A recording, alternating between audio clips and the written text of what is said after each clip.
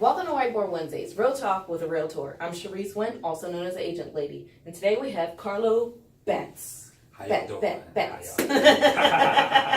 Principal of Rittenhouse Appraisals. Thank you for filling that Here in. to join the agent lady and do some discussions on condos. Yes, Q&A with condo and appraising. Condos is a unique art to get to appraise, and especially in the city. Okay. It's a little more difficult because you got condos of all types. Yes, you do. Got warehouse buildings that's been converted into loft condos. Churches. You have churches that's been converted into condos. You have, let's say, Trinities that's been condoed, and you got these tower new construction buildings that's been condoed.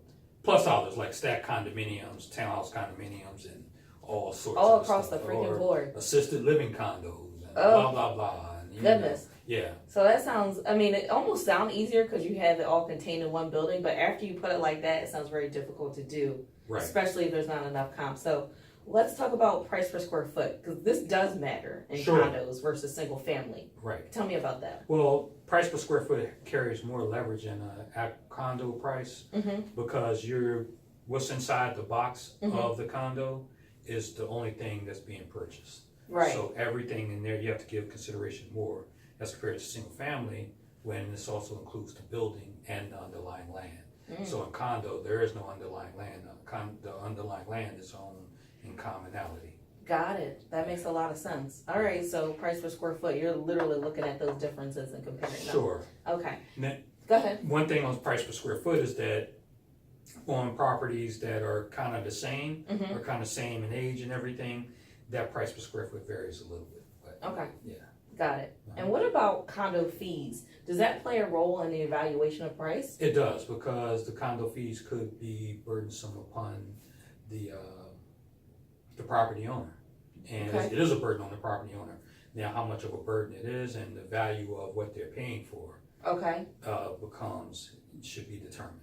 So obviously now we're talking about amenities, so the value of what they're paying for. Typically the higher the condo fee is because it has the fitness center and the pool and the Sure. library or whatever Right. inside. Right. So but you're saying the condo fee could actually bring down the evaluation it could. of price? And also, if you're paying for a library or all these other things that you really don't feel the need to use and the market no longer uses, then you're paying for stuff that's dead space.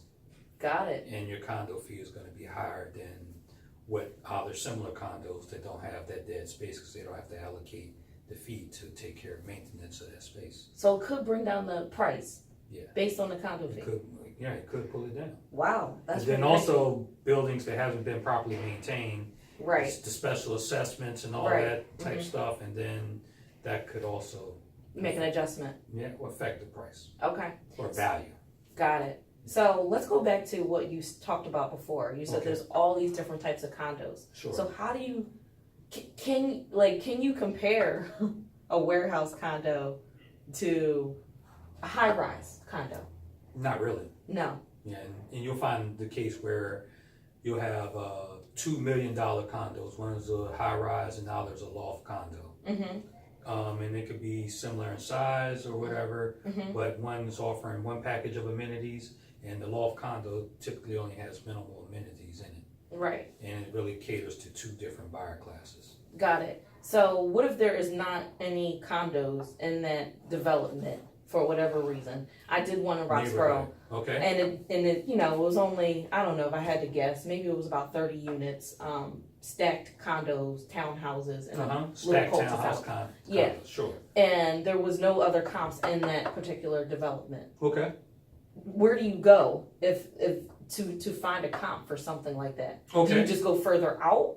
Do you go further back? I guess maybe a combination. I would use a variation of the two. One Okay. is to go further out and find a similar condo stack Development. that is sold, and then pull that, put it in there. Now you're gonna have to do a location adjustment between what's the price in this market as compared to that market. Right. And then you lop that off, and then you have that condo to put in there for a recent sale. Got it. Then probably go back and find other stuff from the market as well from that immediate area that's sold, and then trended upward for changes or trended for market conditions. Got it. So question, if there's enough in that development to get a comp, do you even go to another development or building? Sure. Or building? Sure, because the regs require, or most mortgage companies require you to go outside the development for at least one comp. For at least one? Yes, because they like to see stuff, what's going on outside of the market. And I know you look at, obviously, homes that sold. Do you even look at the ones that are active on the market? They are, but active is not considered in the value conclusion. Of course. They're showing what the active market is showing, listing for.